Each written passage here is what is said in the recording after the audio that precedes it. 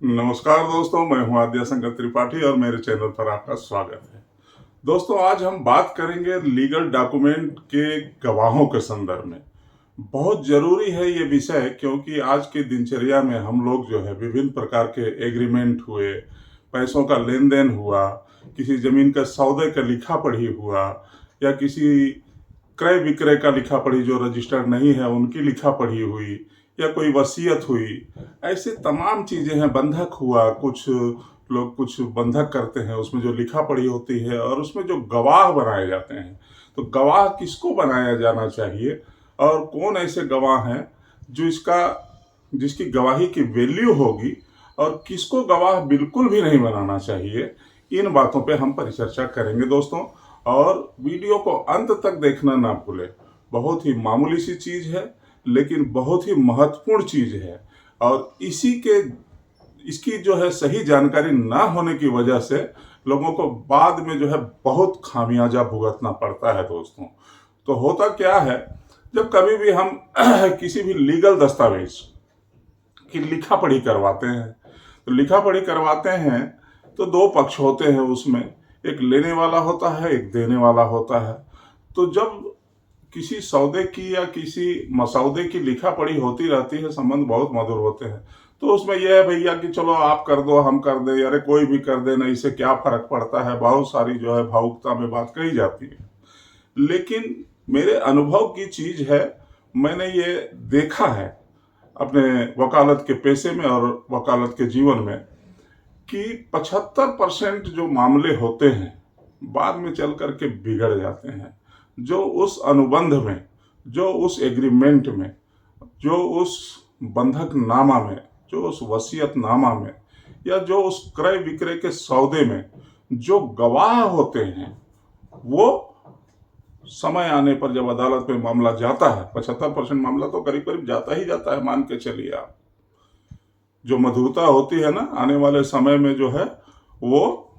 खत्म हो जाती है और बातें कड़वी हो जाती हैं, क्योंकि कुछ उसके जो नियम और शर्तें हैं जो आप लोगों ने उसमें लिखे हुए होते हैं, समय परिस्थिति के कारण वो जो है पूरे नहीं हो पाते हैं, या किसी के मन में बेईमानी आ जाती है, चीज़ों की दाम बढ़ जाते हैं, या जैसा आकलन किया होता है आदमी कि भविष्य में ऐसा होगा तो ऐसा कर लेंगे, वैसा होगा तो वैसा कर लेंगे, वो होता नहीं है, तो वो चीज़ें बिगड़ जाती हैं। तो दोस्तों, एक तो क्या होता है, चीज़ें रजिस्टर्ड नहीं होती हैं, सिंपल स्टाम्प पेपर में हम लिखा पढ़ी करते हैं। किन किन विषयों में करते हैं शुरू में 2-3 बार ही बता चुका हूँ। तो दो गवाह उसमें जो होते हैं उस लिखा पढ़ी के, वो लिखा पढ़ी के गवाह, यदि आप पैसा दे रहे हैं, यदि आप किसी से एग्रीमेंट कर रहे हैं, तो वो दोनों गवाह आपके अपने पूरे विश्वसनीय होने चाहिए। ये नहीं कि चलो अरे एक आपके तरफ से गवाह हो जाए, एक मेरे तरफ से हो जाए। तो जब कभी बात बिगड़ेगी तो सामने वाला का गवाह तो उसी के फेवर में गवाही दे देगा, बोल देगा कि ये तो लिखा पढ़ी हुई नहीं है, ये तो पहले से लिख पढ़ के लाए थे, दस्तखत करके पता नहीं किसका है क्या है, आपका एग्रीमेंट ही फेल कर देगा। तो जब आप किसी को पैसा दिए हैं, या कोई अनुबंध कर रहे हैं, एग्रीमेंट कर रहे हैं, कोई लिखा पढ़ी कर रहे हैं, कोई पैसा देके संपत्ति बंधक लिए हैं, तो बहुत जरूरी है कि दो गवाह जो उसमें होते हैं, अटेस्टिंग विटनेस, अनुप्रमाणक साक्षी, ये जो है एविडेंस एक्ट में लिखा गया है, जो अनुप्रमाणक साक्षी होते हैं उस दस्तावेज की लिखा पढ़ी के गवाह होते हैं। तो वो दोनों गवाह जो है आपके अपने होने चाहिए, और आपके अपने भी ऐसे होने चाहिए जो बुजुर्ग ना हो और जो बीमार ना हो, है ना। जो बुजुर्ग हैं, लग रहा है कि 2-4 साल का जीवन है, आने वाले समय में इनका जीवन जो है लीला समाप्त हो जाएगी, तो फिर गवाही कौन देगा। बीमार व्यक्ति है, या शारीरिक रूप से डिसेबल है, अस्वस्थ है, विकलांग है, ऐसे लोगों को भी जो है उसमें गवाह नहीं बनाना चाहिए। या ऐसे लोगों को भी गवाह नहीं बनाना चाहिए जो उस दस्तावेज में इंटरेस्टेड है, जिसमें उसका कुछ हित निहित है, या जिसके में उस कहना चाहिए लेन देन में, या सौदे में, या उस लिखा पढ़ी में, या उस संपत्ति में उसका हित निहित है और उसको कुछ फायदा हो सकता है, और वो पर्सनल इंटरेस्ट में गवाही इधर से उधर कर सकता है। ऐसे लोगों को भी गवाह बिल्कुल नहीं बनाना चाहिए। अपने दोस्तों को बनाइए, बिल्कुल विश्वसनीय लोगों को बनाइए, जो कि समय आने पर अगर मामला मुकदमा अदालत में जाए तो वो बेधड़क बेखौफ आपके पक्ष में सही सही उस लिखा पढ़ी की गवाही दें। ये बहुत जरूरी है दोस्तों। होता क्या है, भावुकता में लोग किसी को भी, राह चलते लोगों को, अरे भैया देखो ये लिखा पढ़ी हो गई है, जरा इसमें थोड़ा आप गवाह बन जाओ। है, अब वो जा रहा है रास्ते में, किसी दूसरे गांव का आदमी, दूसरे शहर का, थोड़ा सा भी परिचय है तो उसको गवाह बना लिए। किसी वकील साहब, तो कोई तो गवाह आया नहीं, वकील साहब आप ही गवाह बन जाओ। तो वकील साहब लोगों को तो पहले गवाह बनना नहीं चाहिए, और बन भी जाते हैं तो अगर वो खुद पैरवी करेंगे तो फिर वो पैरवी नहीं कर पाएंगे, तो बहुत सारी दिक्कतें होती हैं। वकील साहब लोग को भी गवाह नहीं बनाना चाहिए, और किसी भी राह चलते व्यक्ति को भी गवाह अपने दस्तावेजों में, लीगल दस्तावेजों में बिल्कुल भी नहीं बनाना चाहिए। वसीयत के बारे में तो कई वीडियो हमने पहले भी बना रखे हैं, अटेस्टिंग विटनेस, उसमें सारे दारोमदार और सारी प्रमाण भार तो उन्हीं के ऊपर ही होता है। क्यों होता है कि वसीयत, चलिए ठीक है, मरने के बाद उसका एग्जीक्यूशन होता है, लेकिन गवाह की जो कहना चाहिए विश्वसनीयता है, या गवाह की जो महत्वपूर्ण स्थिति है उस दस्तावेज को प्रमाणित करने के लिए, वो सभी में करीब करीब एक ही प्रकार से होता है। वो जो तो गवाह होते हैं वो ये प्रमाणित करते हैं कि इस दस्तावेज का निष्पादन लिखने वाले ने हमारी उपस्थिति में, हमारे सामने में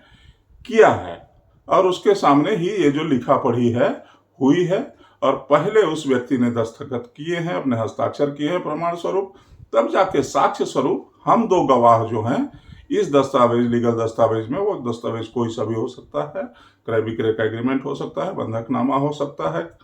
किरायानामा हो सकता है, वसीयतनामा हो सकता है, या कुछ भी हो सकता है, किसी व्यवसाय के पार्टनरशिप का एग्रीमेंट हो सकता है। तो ऐसे किसी भी दस्तावेज जो लीगल दस्तावेज है, और एक चीज और बता दूं कि ऐसे दस्तावेजों की, वसीयतनामा को छोड़ के, जो रजिस्टर्ड नहीं है, जिस दिन से लिखा पढ़ी होती है उस दिन से 3 साल, अगर उसमें समय नहीं लिखा गया है तो 3 साल के अंदर जो है, अगर उस लिखा पढ़ी में चूक हो रही है तो आपको सिविल न्यायालय में मुकदमा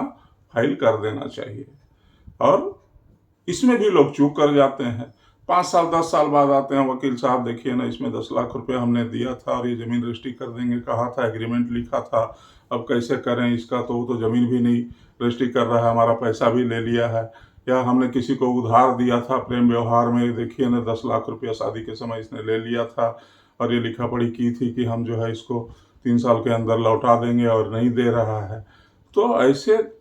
दस्तावेज, फिर आपको पैसे की वसूली के लिए मुकदमा दायर करना होगा, तो मुकदमा दायर करने के लिए वही एग्रीमेंट, वही दस्तावेज काम आएगा जिसमें लिखा हुआ होगा कि हाँ भाई वैवाहिक कार्यक्रम या किसी जरूरी कार्य के लिए हमने 10 लाख रुपए लिया या 5 लाख लिया। तो उसमें जो गवाह है, वो गवाह आपके अपने होंगे, तभी जो है अदालत में खड़े होकर के कह सकेंगे कि हाँ हमारे सामने इस व्यक्ति ने इतना रुपया उधार हम इनसे लिया था, और हम लोगों ने साक्ष्य स्वरूप हस्ताक्षर किए थे। और गवाह अगर उसके हुए